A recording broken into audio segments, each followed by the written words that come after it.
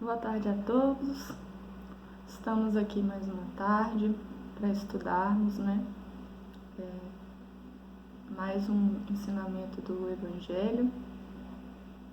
E hoje vamos falar sobre o capítulo 9, item 6, que fala sobre a afabilidade e a doçura. Então, antes de fazer a leitura do item de hoje, a gente vai fazer a nossa prece para iniciarmos os estudos. Pai nosso que estais nos céus, santificado seja o vosso nome, venha a nós o vosso reino, seja feita a vossa vontade, assim na terra como no céu. O pão nosso de cada dia dai-nos hoje, perdoa as nossas dívidas, assim como perdoamos os nossos devedores. Não nos deixeis cair em tentação, livra-nos do mal. Porque vosso é o reino, o poder, a majestade e a glória, para todos sempre, e assim seja. Em nome de Deus nosso Pai, de Jesus nosso bom e amado Mestre, de Paulo de Tarso, patrono da nossa casa, damos por iniciados os estudos dessa tarde, na santa e bendita paz do Senhor Jesus, e assim seja. Bom, então vamos fazer a leitura do item. Como eu disse, é do capítulo 9, item 6, capítulo intitulado Bem-aventurados os que são brandos e pacíficos. E aí o item 6 já faz parte das instruções dos Espíritos e fala a afabilidade e a doçura. Vamos fazer a leitura então. A benevolência para com seus semelhantes tem fruto do amor ao próximo, produz a afabilidade e a doçura, que lhes são as formas de manifestar-se. Entretanto, nem sempre há que fiar nas aparências. A educação e a frequentação do mundo podem dar ao homem o verniz dessas qualidades. Quantos há cuja fingida bonomia não passa de máscara para o exterior, de uma roupagem cujo talhe primoroso dissimula as deformidades interiores. O mundo está cheio dessas criaturas que têm os lábios o sorriso e no coração o veneno, que são brandas desde que nada as agaste, mas que mordem a menor contrariedade, cuja língua, de ouro quando falam pela frente, se muda em dardo peçonhento quando estão por detrás. A essa classe também pertencem esses homens, de exterior benigno, que, tiranos domésticos, fazem que suas famílias e seus subordinados lhes sofram o peso do orgulho e do despotismo, como a quererem desforrar-se do constrangimento que, fora de casa, se impõem a si mesmos, não se atrevendo a usar a autoridade para com os estranhos, que os chamariam à ordem, acham que pelo menos devem fazer-se temidos daqueles que lhes não podem resistir. Envaidecem-se de poderem dizer: aqui eu mando e sou obedecido, sem lhes ocorrer que poderiam acrescentar: e sou detestado. Não basta que dos lábios manem leite e mel. Se o coração de modo algum lhes está associado, só há hipocrisia. Aquele cuja afabilidade e doçura não são fingidas nunca se desmente. É o mesmo, tanto em sociedade como na intimidade. Esse, ademais, sabe que se, pelas aparências, se consegue enganar os homens, a Deus ninguém engana. Lázaro, Paris, 1861. Então, como vimos, hoje vamos falar sobre duas virtudes. Essa mensagem que a gente está trazendo hoje, no nosso estudo, ela foi uma mensagem trazida por Lázaro, que era irmão de Maria e Marta, e foi aquele ressuscitado por Jesus, de uma letargia que na época era ignorado, e ele foi considerado morto na época, conforme narram Mateus, Marcos, João, a gente conhece dos evangelhos. E nessa mensagem, Lázaro, ele fala dessas duas virtudes, né? E essas duas virtudes, elas acabam sendo pouco citadas no nosso cotidiano, né? A gente não ouve tanto falar sobre isso.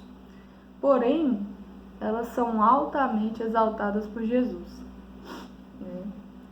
Jesus, ele sempre incentivou os seus irmãos, né, as pessoas do seu convívio, que estavam em desenvolvimento espiritual, a fazê-los dentro de si, a trabalhar esses pontos internamente, né?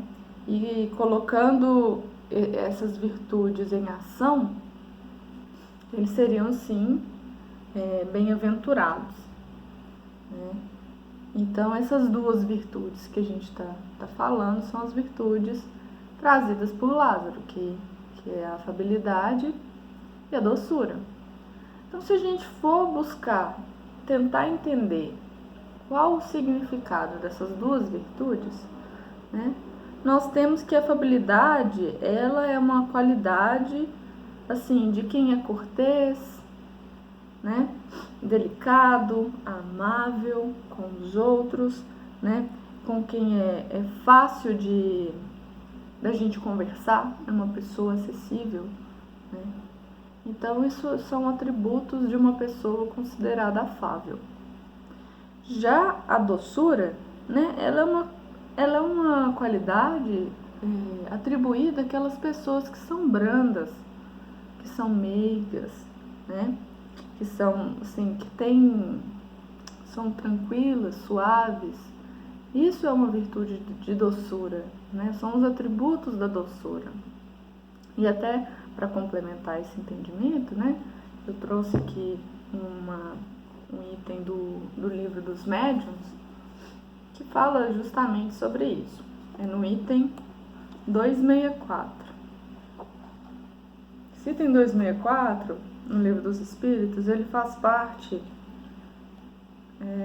da seção denominada Modo de se distinguirem os bons e maus espíritos, né, que está dentro do capítulo 24. Então, o item 264, ele diz o seguinte: a bondade e a afabilidade são atributos essenciais dos espíritos depurados. Não têm ódio nem aos homens, nem aos outros espíritos. Lamentam as fraquezas, criticam os erros, mas sempre com moderação, sem fel, sem animosidade. Admita-se que os espíritos verdadeiramente bons não podem querer senão o bem e dizer senão coisas boas, e se concluirá que tudo o que denote, na linguagem dos espíritos, falta de bondade e de benignidade, não pode provir de um espírito bom. Então, vem aqui Kardec nos ajudar, nos dar esse apoio aí, trazendo no livro dos médiuns, né, essa mensagem que os espíritos trouxeram, né, falando sobre o que a gente está comentando hoje. Então, assim, essas duas virtudes são virtudes dificílimas. Assim, eu acredito, assim, que todas as virtudes, né, para nós que estamos em desenvolvimento, elas são difíceis de se trabalhar e da gente se manter firme no propósito, né?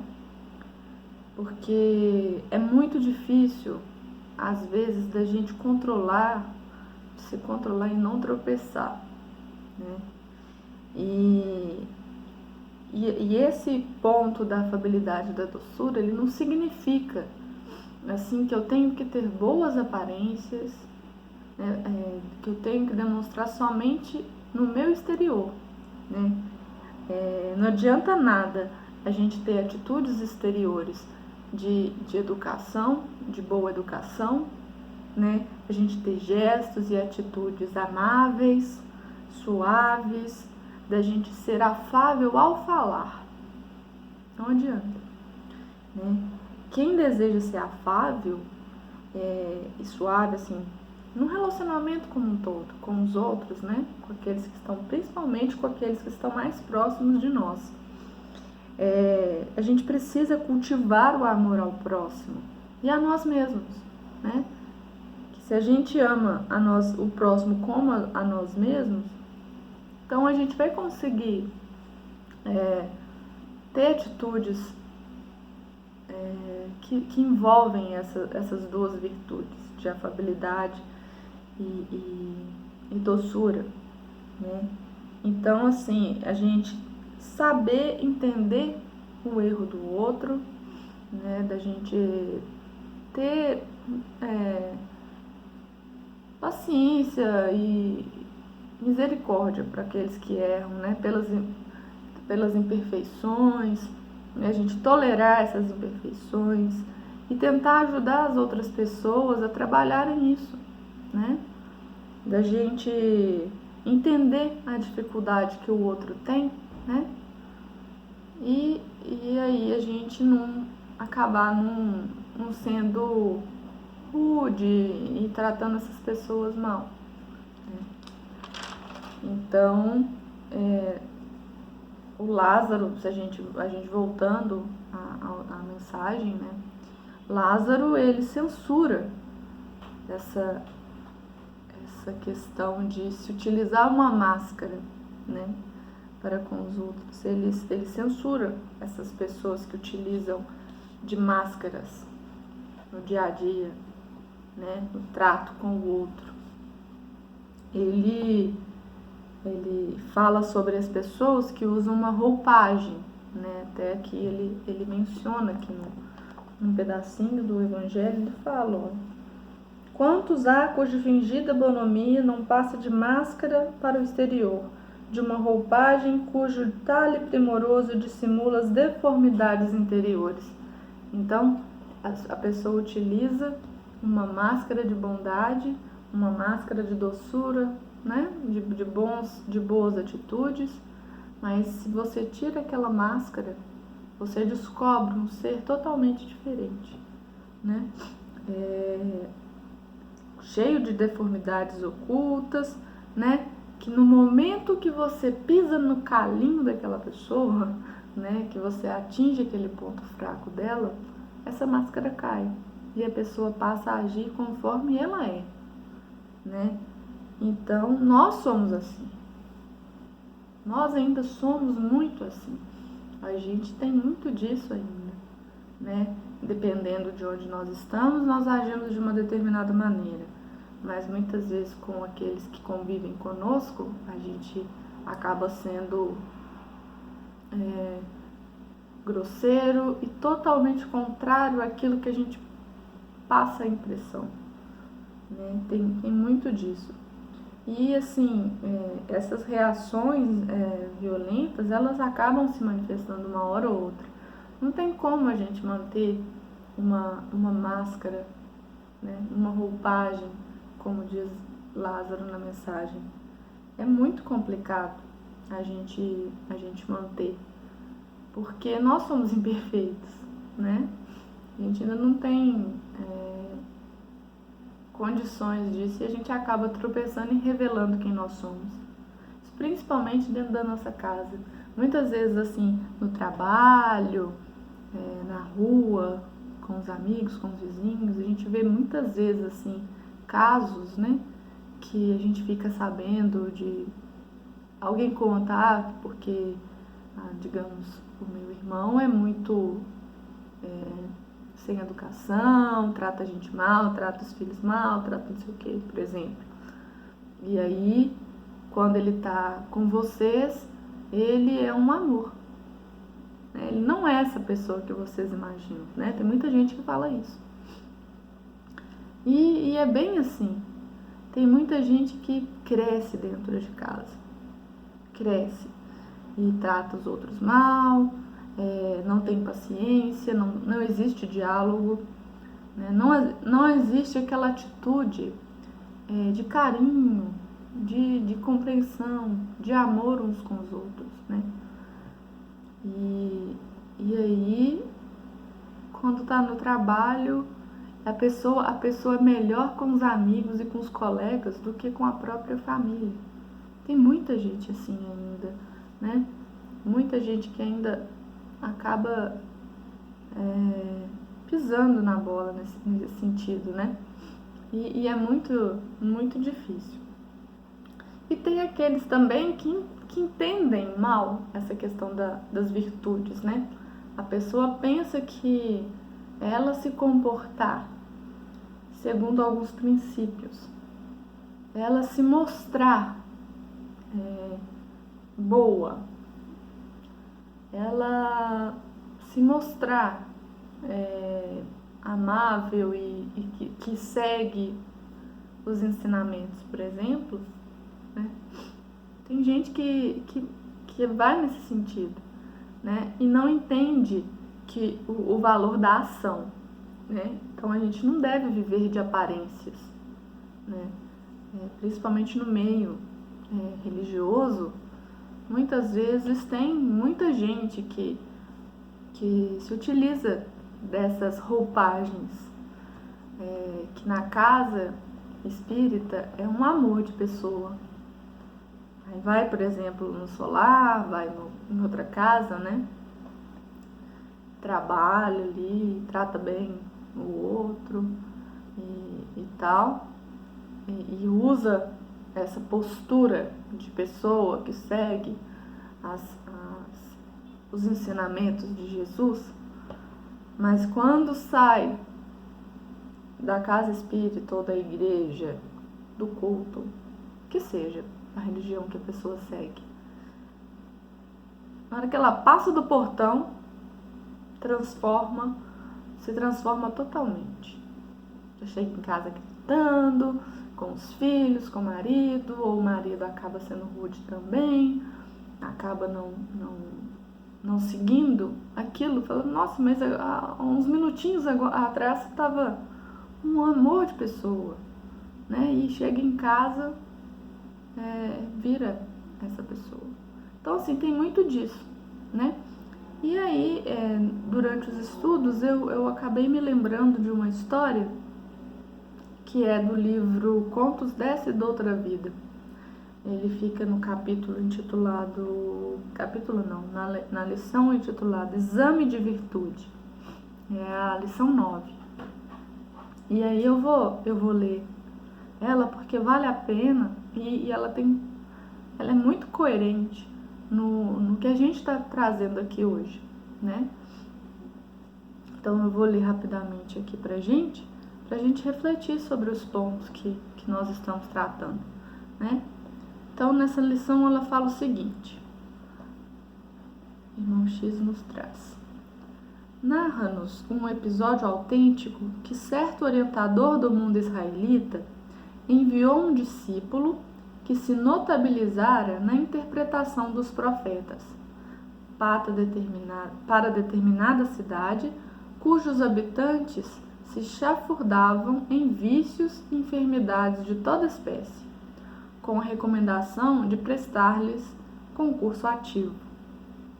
2 lustros correram, e porque as notícias do burgo fossem cada vez mais inquietantes, o guia do povo chamou o enviado, que compareceu em atitude hierática, mostrando na túnica lirial e no semblante mortificado de jejuns a rigorosa observância da lei. Às primeiras interpelações ouvidas, respondeu em tom grave: Mestre, para dar exemplo de virtude, retirei-me para o campo, onde todos sabem que existo. Compreendo, disse o mentor. A solidão é necessária para que o pensamento se refaça com a inspiração divina. Contudo, sem a ligação com as criaturas humanas, é impraticável qualquer obra de auxílio. E o entendimento continuou. Para não errar, vive em completo mutismo, no fervor da oração. Medida essencialmente importante.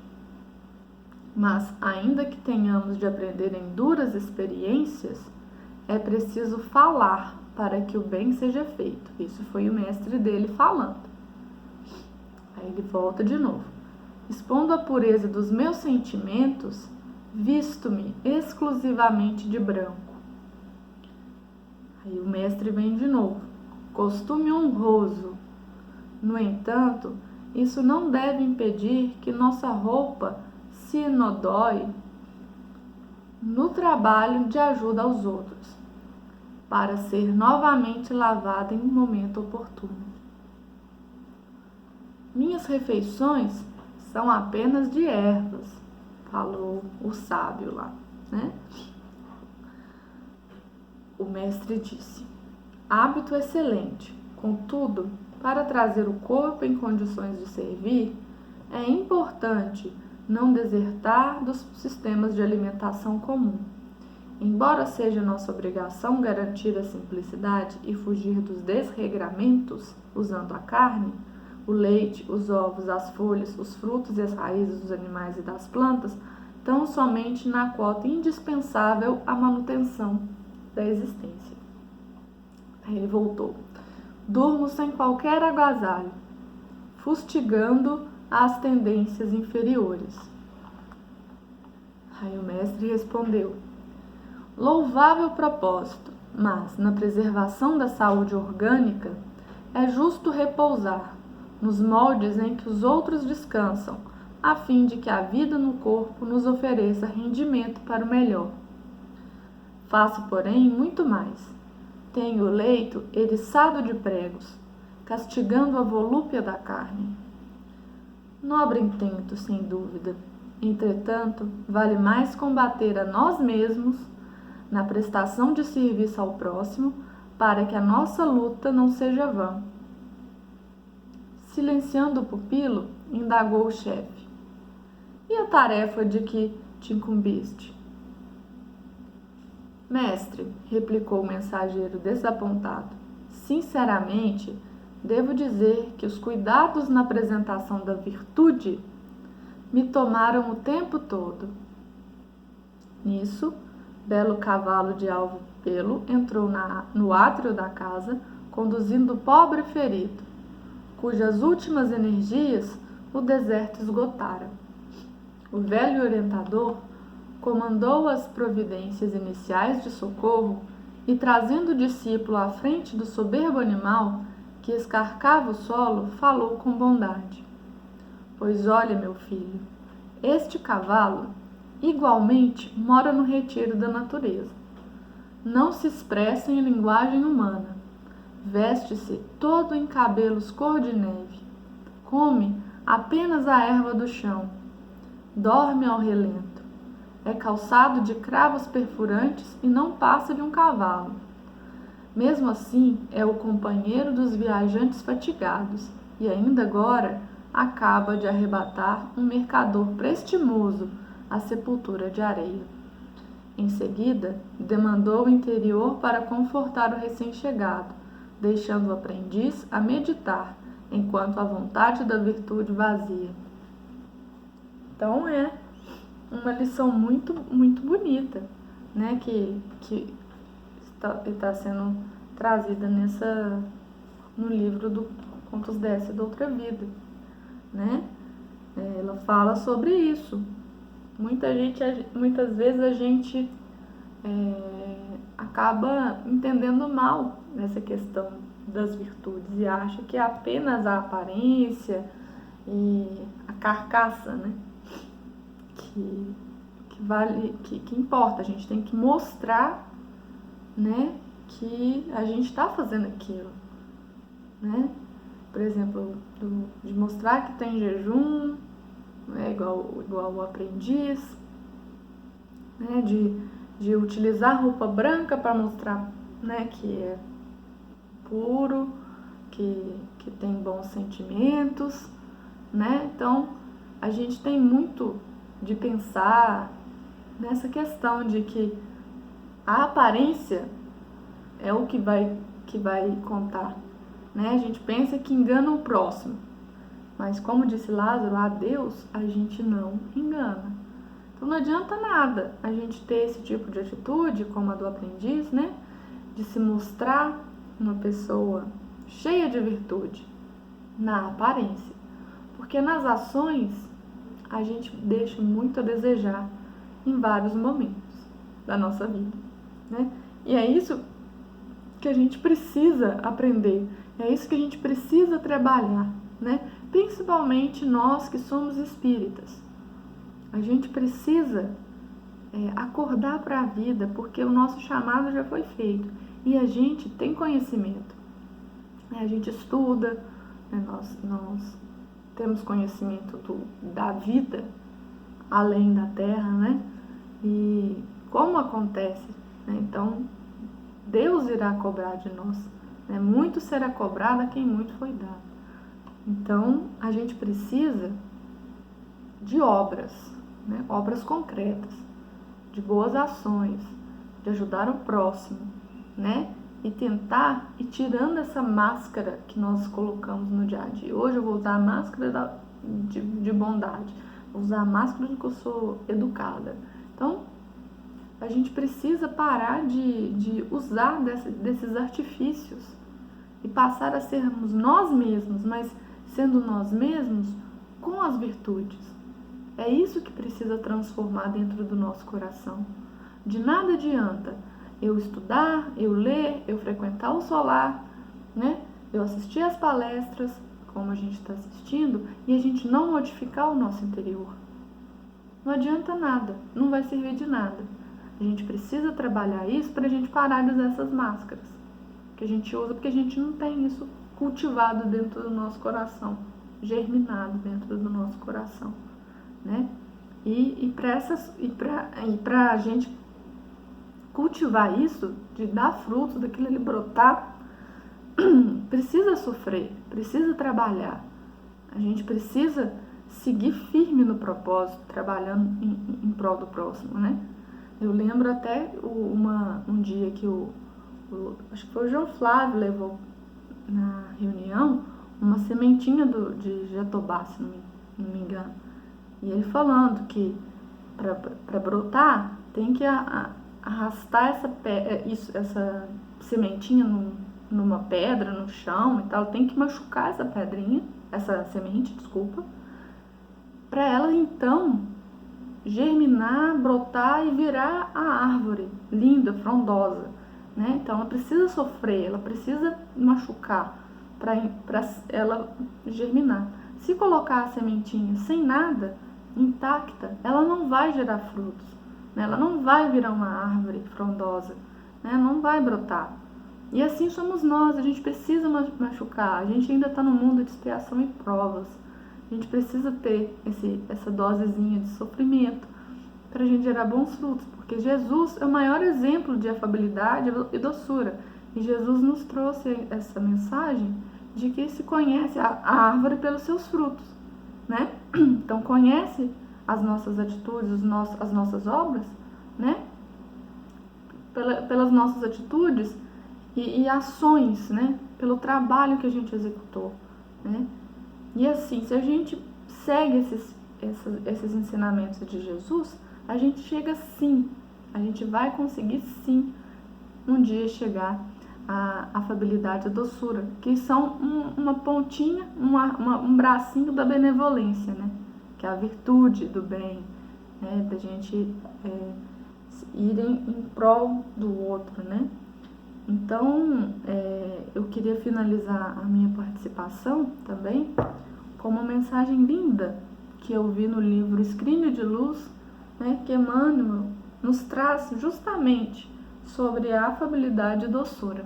Então, eu vou encerrar minha participação com a leitura desse estudo, né, e que diz o seguinte: no exercício da afabilidade e da doçura, que atrairá em teu favor as correntes da simpatia, compadece-te de todos e guarda, acima de tudo, a boa vontade e a sinceridade no coração. Não será porque sorrias a todo instante que conseguirás o milagre da fraternidade. A incompreensão sorri no sarcasmo e a maldade sorri na vingança. Não será porque espalhes teus ósculos como os outros que edificarás o teu santuário de carinho. Judas, enganado pelas suas próprias paixões, entregou o mestre com um beijo. Por outro lado, não é porque apregoas a verdade com rigor que te farás abençoado na vida. A irreflexão no serviço assistencial agrava as doenças e multiplica os desastres. Com a franqueza agressiva, embora tocada de boas intenções, não serás portador do auxílio que desejas, conseguindo gerar tão somente o desespero e a indisciplina. Não será com o elogio público ou com a acusação aberta que ajudarás ao companheiro. Quase sempre o louvor humano é uma pedra no caminho e a queixa, habitualmente, é uma crueldade. Sorrisos e palavras podem estar simplesmente na máscara. Na alegria ou na dor, no verbo ou no silêncio, no estímulo ou no aviso, acende a luz do amor no coração e age com bondade. E aí eu finalizo com o último parágrafo dessa leitura, que diz, ela fecha perfeitamente, diz o seguinte: cultivemos a brandura sem afetação e a sinceridade sem espinhos. Somente o amor sabe ser doce e afável, para compreender e ajudar, usando situações e problemas, circunstâncias e experiências da vida, para elevar nosso espírito eterno ao templo da luz divina. Então, vamos guardar essas palavras nos nossos corações e passarmos a praticar, para a gente um dia chegar a ser criaturas afáveis e doces. Muito obrigada a todos, uma boa tarde.